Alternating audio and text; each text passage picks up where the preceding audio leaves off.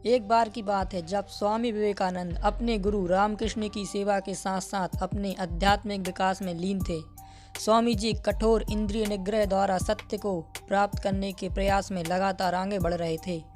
रामकृष्ण स्वामी जी के इन कठोर प्रयासों से बहुत प्रसन्न हुए। फिर एक दिन रामकृष्ण ने अपने प्रिय शिष्य नरेंद्र को एकांत में बुलाया और बोले, नरेंद्र, जब मैंने साधना की थी तो मुझे माता की कृपा से अष्ट सिद्धियाँ प्राप्त हुई थीं, लेकिन मुझे आज तक इनकी कोई आवश्यकता नहीं पड़ी और ना मैंने इनका कोई उपयोग किया।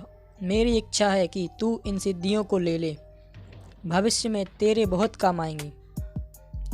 गुरु की बातें सुनकर स्वामी जी ने बस एक प्रश्न किया, गुरुदेव, क्या ये सिद्धियाँ मुझे ईश्वर प्राप्ति में कोई सहायता प्रदान करेंगी? रामकृष्ण ने नरेंद्र की ओर देखा और बोले, नहीं, परंतु इन सिद्धियों से तुम्हारी इस लोक में सभी इच्छाएं पूरी हो जाएंगी। नरेंद्र ने सिद्धियां लेने से मना कर दिया क्योंकि सांसारिक भोग वासनाओं के लिए उनके हृदय में कोई जगह ना थी। उस दिन रामकृष्ण ने नरेंद्र के इस जवाब को सुना तो बहुत प्रसन्न हुए और उन्हें अपने सर्वश्रेष्ठ शिष्य के रूप में स्वीकारा।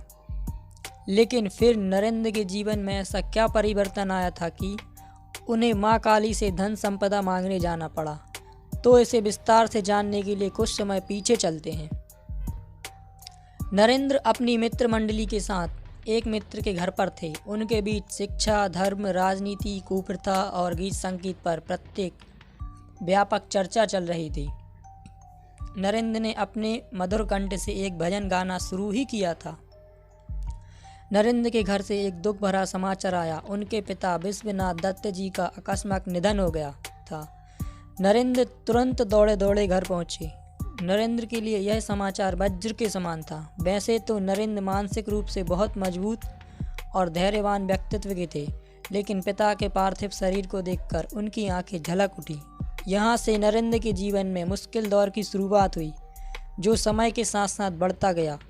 चूँकि नरेंद्र घर में बड़े थे तो घर का सारा दायित्व अब नरेंद्र के कंधों पर आ गया था। यहाँ से उनके घर की आर्थिक स्थिति बिगड़ती चली गई। जब छोटे भाई बहन को भूख से तड़पता देखते तो उनका कलेजा काँप उठता था। उन्होंने नौकरी तलाशना शुरू कर दी, पर नौकरी भी नहीं मिल रही थी। वहीं दूसरी तरफ घर के स्वामित्व का मुकदमा चल रहा था। हताश निराश नरेंद्र को अब एक ही आसरा था, गुरु का।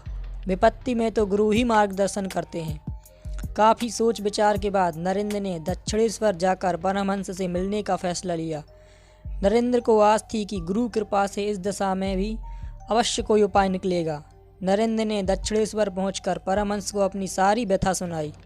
परमहंस ने जाना कि पारिवारिक समस्याओं ने एक विशुद्ध साधक को दिग्भ्रमित कर दिया है। नरेंद्र दुख भरे स्वर में बोले, अपनी बात हो तो देखा भी जाए, पर छोटे भाई बहन को भूख से तड़पता देख मुझे स्वयं पर शर्म आती है कि मैं बड़ा होकर भी परिवार का भार नहीं उठा पा रहा हूँ। उन्हें 2 वक्त की रोटी देने में असमर्थ हूँ। इस पर परमहंस बोले, जैसी माँ की इच्छा। तब नरेंद्र ने परमहंस से आशा से भरे स्वर में कहा, मेरे परिवार को 2 वक्त की रोटी की व्यवस्था हो जाए। आप अपनी माँ से ही इस विषय पर कुछ अनुरोध कीजिए ना। रामकृष्ण ने बड़ी गंभीरता के साथ नरेंद्र की ओर देखा और बोले, मैंने माँ से अपने लिए कभी कुछ नहीं मांगा, और तेरे लिए अनुरोध करूँ भी तो कैसे? तेरा तो साकार में विश्वास ही नहीं है। तू तो माता को मानता भी नहीं। मूर्ति पूजा में तो तेरी आस्था ही नहीं है। एक अविश्वासी के लिए माँ काली भला कैसे अनुरोध स्वीकार करेंगी? इस पर नरेंद्र एकदम मौन रहे, क्योंकि वे हमेशा निराकार का ही समर्थन करते थे। साकार में उनकी कोई आस्था नहीं थी। रामकृष्ण दुविधा में थे, क्योंकि नरेंद्र ने आज पहली बार उनसे कुछ मांगा था, वह भी खुद के लिए नहीं, परिवार के लिए।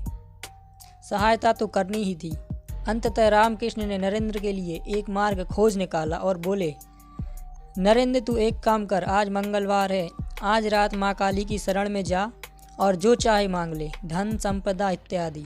मेरा विश्वास है कि आज माता तेरी वो हर इच्छा पूरी करेंगी जो तू चाहता है। रामकृष्ण के कहने पर रात्रि के दूसरे पहर में नरेंद्र काली माता के मंदिर पहुँचे, और जैसे ही नरेंद्र ने मंदिर के अंदर जाकर काली माँ की मूर्ति की ओर देखा तो उनकी आंखों से कुछ अलौकिक सी रश्मियां निकलकर नरेंद्र के नेत्रों से टकराईं। मानो जैसे नरेंद्र सम्मोहित हो गए, हिप्नोटाइज हो गए और एकदम भूल गए कि वे यहाँ गुरु के आग्रह पर परिवार के लिए धन संपदा मांगने आए हैं।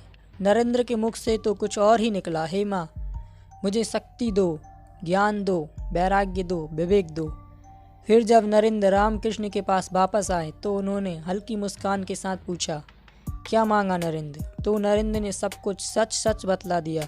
इस पर परमहंस बोले, जो तू मांग के आया है उन चीज़ों को परिवार खाएगा क्या? द्रव्य मांग, सोना चांदी मांग, हीरे जवाहरात मांग, एक बार फिर से जा, गलती सुधार।